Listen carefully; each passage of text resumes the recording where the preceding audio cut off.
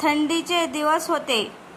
विराज आणि त्याचे 3 मित्र ट्रेकिंगसाठी एका घनदाट जंगलात गेले होते.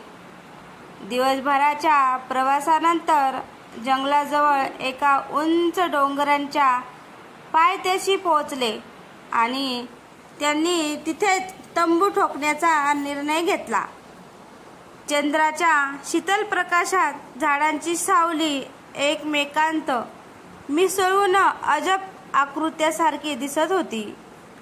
पक्ष्यांचे आवाजही बंद झाले होते. फक्त झाडांच्या पानावर वाऱ्यांची सळसळ ऐकू येत होती. रात्रीचे 11 वाजले असतील. रात्री जेवण झाल्यावर शेकोटी पेटवून सगळेजण गप्पा मारत बसले. तेवढ्यात जंगलाच्या आत कुठेतरी एक विचित्र किंकाळी ऐकू आली. सगळ्यांच्या अंगावर काटा आला. कोण असेल? रोहन भीतीने कुजबुजला. कुणालाही उत्तर देता आलं नाही. त्याच वेळी समोरच्या झाडामागे एक हलकीशी हालचाल दिसली. विराजने टॉर्च त्या दिशेने मारली, पण काहीही स्पष्ट दिसत नव्हते. तेवढ्यात त्यांच्या तंबूच्या मागून डोंगरावरून कोणीतरी वजनदार प्राणी धपधप पायांचा आवाज करत उतरत असल्यासारखा आवाज आला. आता मात्र सगळे सुन्न झाले होते. कोणीतरी मोठ्या आकाराचा प्राणी त्यांच्या दिशेने येत होता. तो कोणता प्राणी होता हे समजण्याआधीच त्याच्या घोगऱ्या गुरगुराटाने सगळ्यांच्या काळजाचा ठोका चुकला. पळा पळा! विराज जोरात ओरडला आणि सगळेजण वेगाने एका दिशेने धावत सुटले. सगळीकडे जंगलच होतं. मागे वळून पाहण्याची कोणाची हिंमत नव्हती.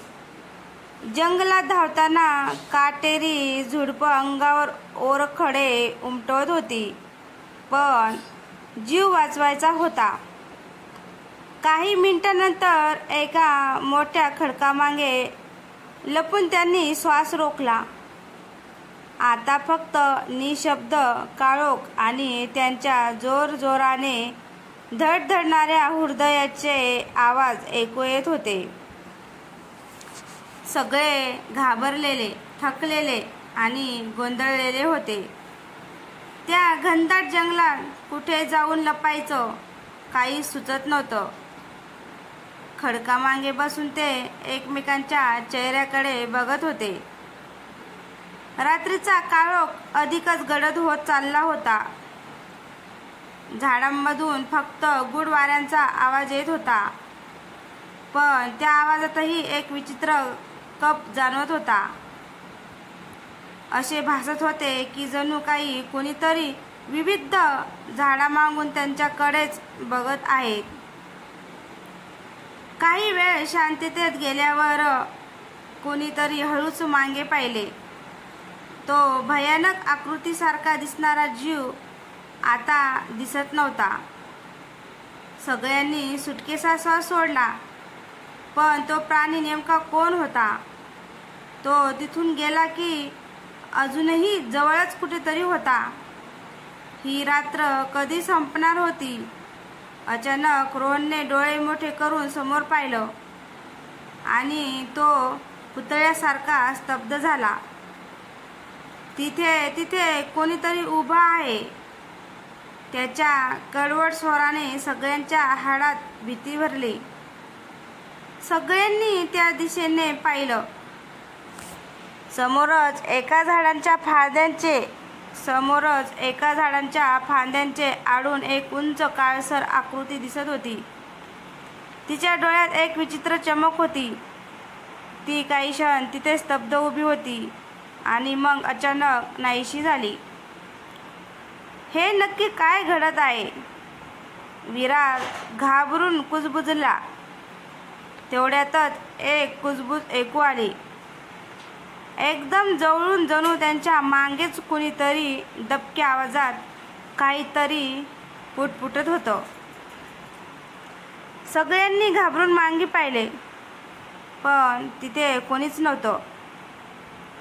अचानक कोणाच्या खांद्यावर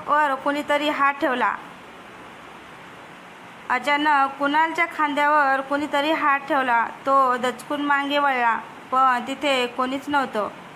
माझ्या खांद्यावर कोणीतरी हात ठेवलाय, तो किंचाळला. त्या शब्दांनी सगळे स्तब्ध झाले. लगेचच थंड वाऱ्याचा एक झोत त्यांच्यामध्ये फिरला, पण हा वारा सामान्य नव्हता. त्यात एक विचित्र कुचक्या गंधासारखा वास होता. तेवढ्यात एक विचित्र घोगर हसू ऐकू आलं. ते मानवी नव्हतं, काहीतरी वेगळंच होतं. आवाज वरच्या झाडांमधून येत होता, जणू काही तिथे कुणीतरी बसून त्यांना पाहत होतं. सगळ्यांची तोंड पांढरी फटक पडली. घाबरलेल्या अवस्थेत ते एकमेकांच्या जवळ बसून होते. एका क्षणी विराजने सागरला आवाज दिला, सागर, तुझ्या हातातली बॅटरी दे. पण सागर काहीच बोलला नाही. विराजने त्यांच्याकडे पाहिलं आणि सागर तिथे नव्हताच. सागर कुठे गेला? रोहन किंचाळला. सगळे घाबरून उठले. त्यांचा मित्र काही क्षणापूर्वी त्यांच्या सोबतच होता, पण आता कुठेच नव्हता. आता मात्र त्यांच्या हृदयाची धडधड प्रचंड वाढली होती. काही मिनिटातच समोरच्या झाडांमधून सागर पुन्हा दिसला. त्यांच्या चालण्यात काहीतरी विचित्रपणा होता आणि त्याच्या डोळ्यात एक वेगळाच भाव होता. सागर, तू कुठे होतास? विराजने विचारलं. सागर काहीच न बोलता हसला. तेच भेसूर हसू जे त्यांनी काही क्षणापूर्वी ऐकलं होतं. त्यावेळी सगळ्यांच्याच काळजाचा ठोका चुकला. सागर समोर उभा होता, पण त्याच्या चेहऱ्यावरचे हावभाव वेगळेच होते. त्याचा तो बेसूर हसू पाहून सगळ्यांच्याच अंगावर काटा आला. सागर, तू कुठे होतास? विराजने धडधडत्या आवाजात विचारलं. सागर काहीच न बोलता त्यांच्याकडे बघत राहिला. त्याचे डोळे खोलवर काळसर दिसत होते आणि त्यांच्या श्वासात एक विचित्र थंडावा जाणवत होता. काही क्षण शांततेत गेले.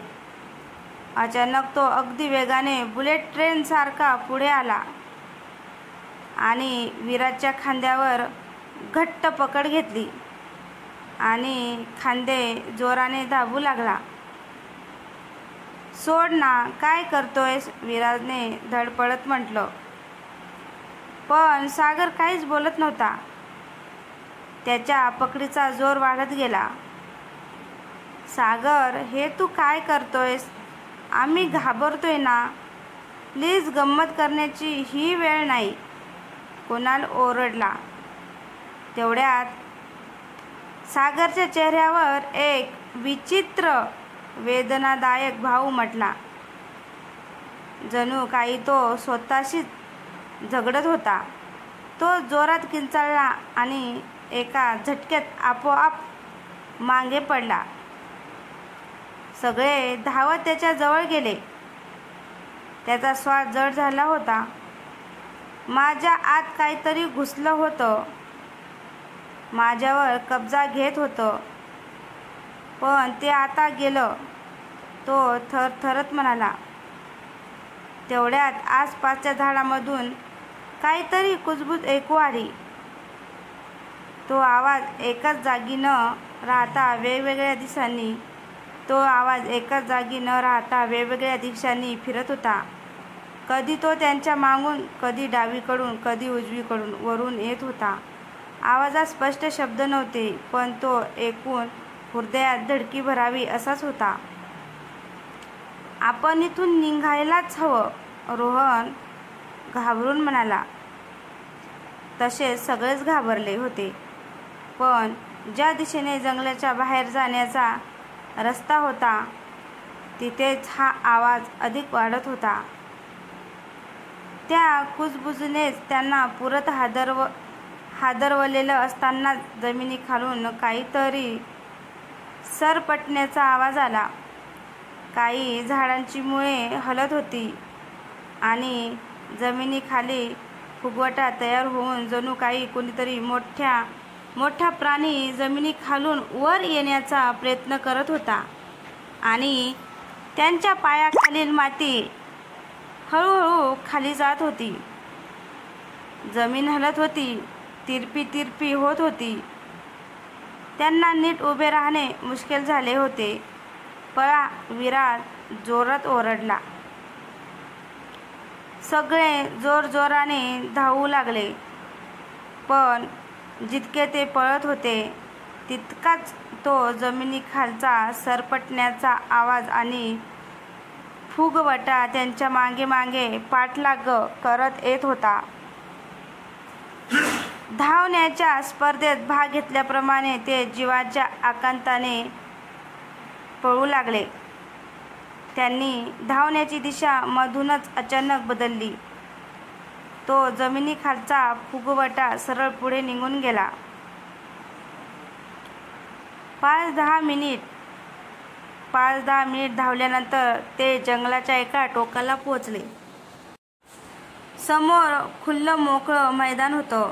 पण तिथेच समोर एका मोठ्या प्रचंड आकाराच्या झाडाखाली एक उंच काळसर आकृती उभी होती. ती आकृती काही माणसाची नव्हती. तिच्या डोळ्यात गडद लालसर प्रकाश होता आणि तिच्या शरीराला काही हिरव्या आणि तपकिरी वेलींनी वेढलेत होतं. ती खूप भीतीदायक होती. आता जंगलात अचानक जोराचा वारा वाहू लागला. झाडांच्या फांद्यांमधून एक घर्षण होऊन विचित्र आवाज निघू लागला. कुठून तरी एक स्वयंभू आगीचा लोळ उडत आला आणि काही क्षणातच जंगलाच्या एका भागात आगीचा लालसर प्रकाश दिसू लागला. जंगलाला आग लागली. वणवा पसरला. बघता बघता वणव्याने रौद्र रूप धारण केले. आगीच्या ज्वाला उंच झाडापर्यंत पोहोचत होत्या आणि जळणाऱ्या लाकडांचा खडक खडक आवाज सर्वत्र घुमू लागला. तेवढ्या त्या आगीच्या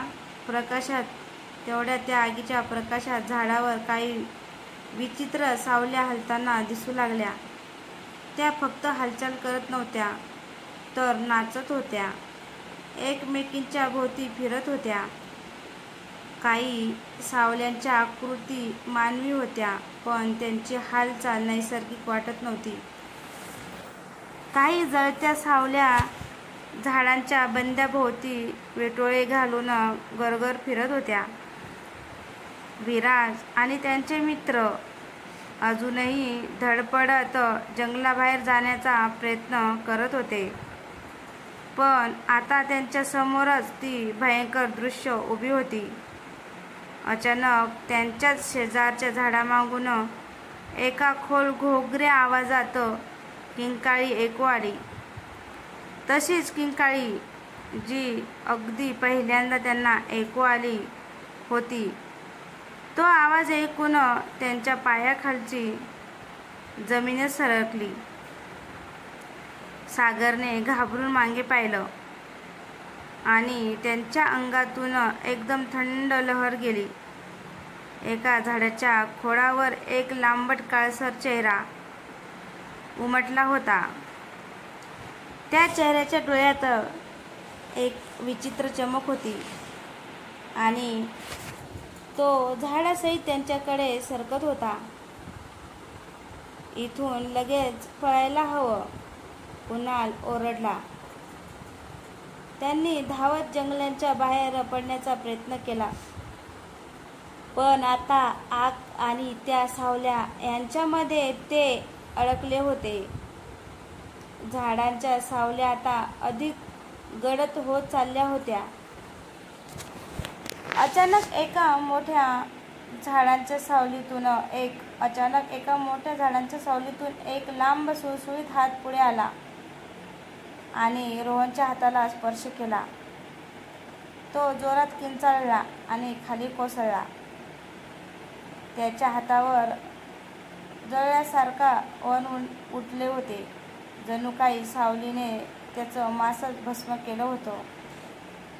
सर्वांनी त्याला हात देऊन जमिनीवरून उठवलं. तेवढ्यात वाऱ्यासोबत एक वेगळाच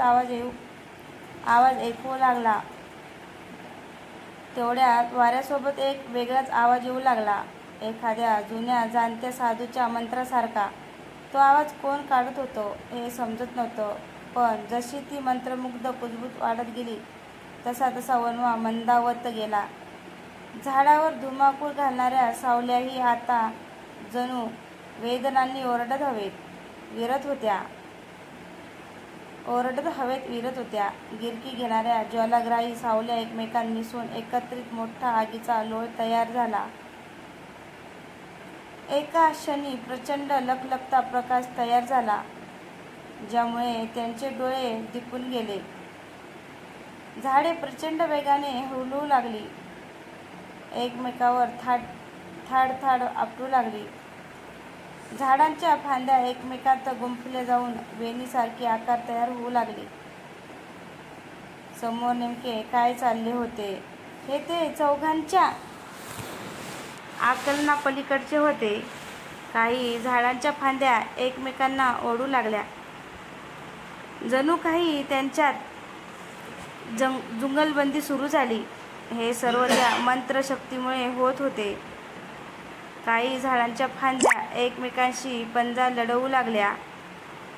हे सर्व अभद्र आणि अद्भुत अग्नितांडव त्या मंत्रामुळे संपणार होते म्हणून की काय, ते जास्त प्रखर होत होते.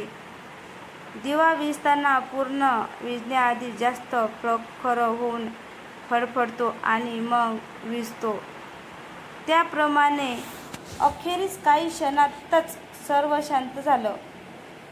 वणव्याने जळून निघालेली झाडं अजूनही उभी होती, पण त्या सावल्यांचा मागमूसही नव्हता.